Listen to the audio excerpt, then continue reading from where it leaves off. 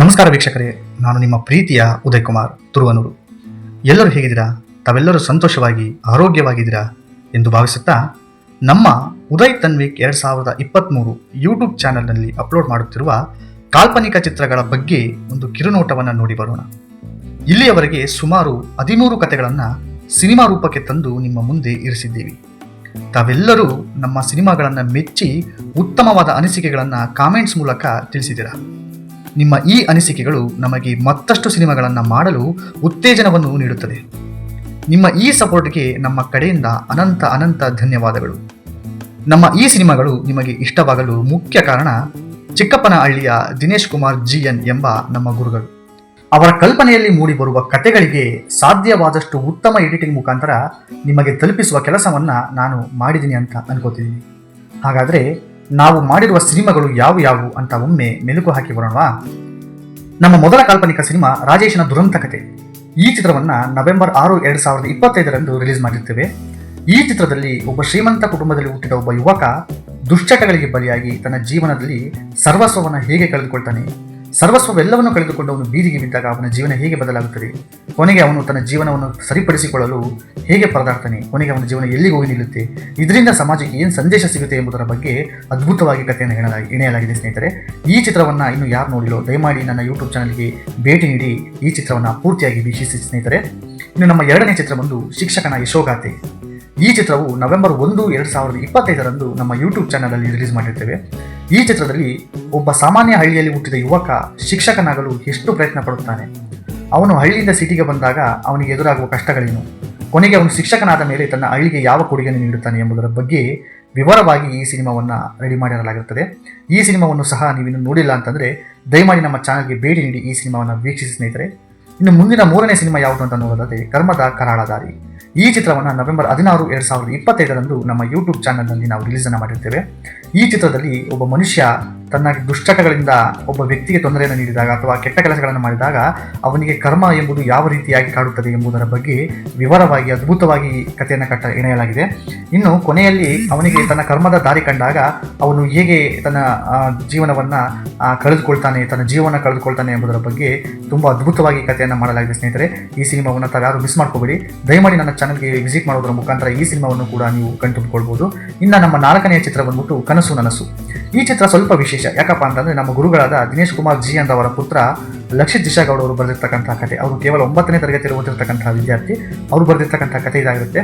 So ಅವರು ಬರೆದಿರುವ ಕಥೆಯನ್ನು ನಾವು ಯಥಾವತ್ತಾಗಿ ಸಿನಿಮಾ ರೂಪಕ್ಕೆ ತರುವಂತಹ ಪ್ರಯತ್ನವನ್ನು ಮಾಡಿರ್ತೇವೆ. ಈ ಸಿನಿಮಾದಲ್ಲಿ ಒಬ್ಬ ಚಿಕ್ಕ ಹುಡುಗ ತಾನು ವೈದ್ಯನಾಗುವ ಕನಸನ್ನು ಕಾಣುವುದು ಮತ್ತು ಆ ಕನಸನ್ನು ನನಸು ಮಾಡಿಕೊಳ್ಳಲು ಪಡುವಂತಹ ಕಷ್ಟ, ನನಸಾದ ಮೇಲೆ ತನ್ನ ಹಳ್ಳಿಗೆ ಅವನು ಕೊಡುವಂಥ ಕೊಡುಗೆ, ಇದರ ಬಗ್ಗೆ ವಿಶೇಷವಾಗಿ ಸಿನಿಮಾವನ್ನು ಮಾಡಿ ರಿಲೀಸ್ ಮಾಡಲಾಗಿರುತ್ತೆ ಸ್ನೇಹಿತರೆ. ಈ ಸಿನಿಮಾವನ್ನು ಸಹ ನೀವು ಹೋಗಿ ವೀಕ್ಷಿಸಿ. ಇನ್ನು ನಮ್ಮ 5ನೇ ಸಿನಿಮಾ ಬಂದು ಜ್ಞಾನಯಾನ. ಇದು ನವೆಂಬರ್ 30, 2025 ನಮ್ಮ ಯೂಟ್ಯೂಬ್ ಚಾನಲಲ್ಲಿ ರಿಲೀಸ್ ಮಾಡಿರ್ತೀವಿ ಸ್ನೇಹಿತರೆ. ಜ್ಞಾನಯಾನ ಅಂದರೆ ಒಂದು ಕುಟುಂಬದಲ್ಲಿ ಗಂಡ ಹೆಂಡತಿಗೆ ಮಕ್ಕಳಾಗಿರೋದಿಲ್ಲ. ಅವರು ದೈವದ ಮೊರೆ ಹೋದಾಗ ದೈವದ ಅನುಗ್ರಹದಿಂದ ಒಂದು ಮಗು ಹುಟ್ಟುತ್ತೆ. ಅದಾದಮೇಲೆ 2ನೇ ಮಗುಗೆ ಅವಕಾಶ ಇರಲ್ಲ. ಅವರು ವಿಜ್ಞಾನವನ್ನು ಆರಿಸಿ ಹೋಗಿ IVF ಟ್ರೀಟ್ಮೆಂಟಲ್ಲಿ 2ನೇ ಮಗುವನ್ನು ಪಡ್ಕೊಳ್ತಾರೆ. ಸೊ ಮೊದಲನೇ ಮಗು ದೈವದ ಕಡೆಗೆ ಒಲವನ್ನು ತೋರುತ್ತೆ, 2ನೇ ಮಗು ಸೈನ್ಸ್ ಕಡೆಗೆ ಒಲವನ್ನು ತೋರುತ್ತೆ.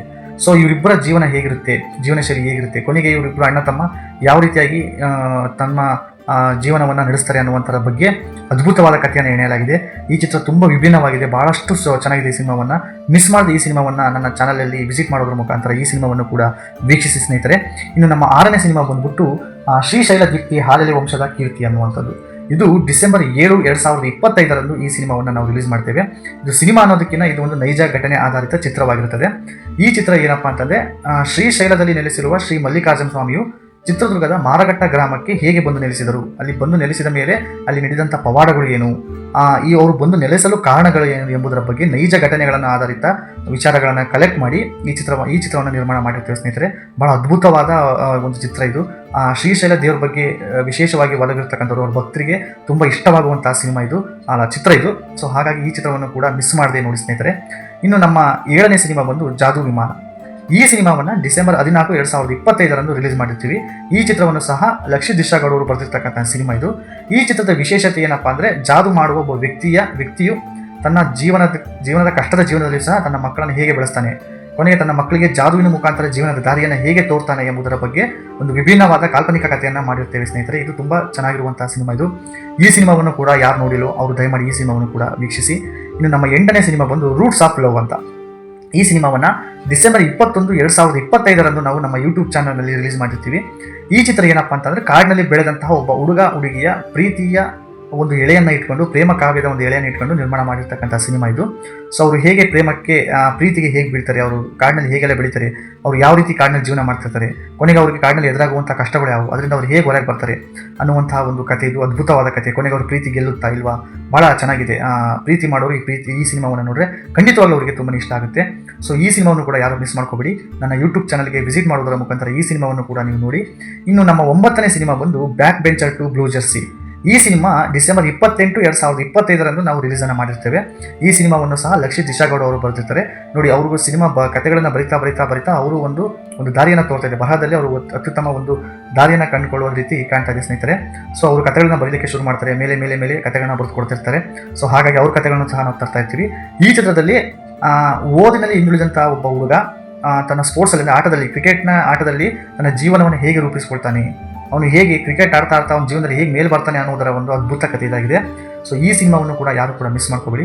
ತುಂಬ ಅದ್ಭುತವಾಗಿದೆ ಸಿನಿಮಾ, ನೋಡಲಿಕ್ಕೆ ತುಂಬ ರಿಯಲಿಸ್ಟಿಕ್ ಆಗಿ ಕಾಣುತ್ತೆ. ಸೊ ಹಾಗಾಗಿ ಈ ಸಿನಿಮಾವನ್ನು ದಯವಿಟ್ಟು ವೀಕ್ಷಿಸಿ, ನಿಮ್ಮ ಅನಿಸಿಕೆಗಳನ್ನು ಕಮೆಂಟ್ ಮೂಲಕ ತಿಳಿಸಿ. ಇನ್ನು ನಮ್ಮ 10ನೇ ಸಿನಿಮಾ ಬಂದು ನೇಗಿಲ ಚಕ್ರವ್ಯೂಹ.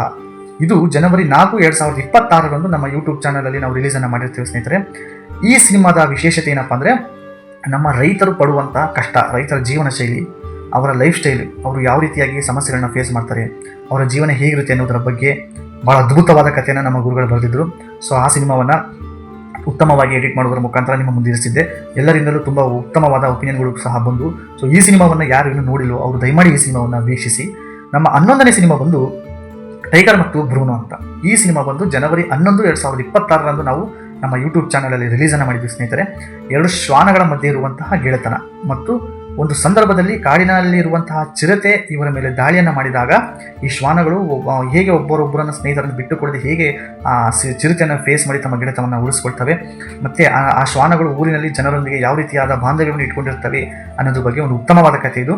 ಸೊ ಮೂಕ ಪ್ರಾಣಿಗಳ ಮೇಲೆ ಪ್ರೀತಿ ಇರೋರು ಖಂಡಿತವಾಗ್ಲೂ ಈ ಸಿನಿಮಾ ಇಷ್ಟ ಆಗುತ್ತೆ. ಸೊ ಯಾರೆಲ್ಲ ಈ ಸಿನಿಮಾವನ್ನು ಕೂಡ ನೋಡಿಲ್ಲ ದಯಮಾಡಿ ಈ ಸಿನಿಮಾವನ್ನು ವೀಕ್ಷಿಸಿ.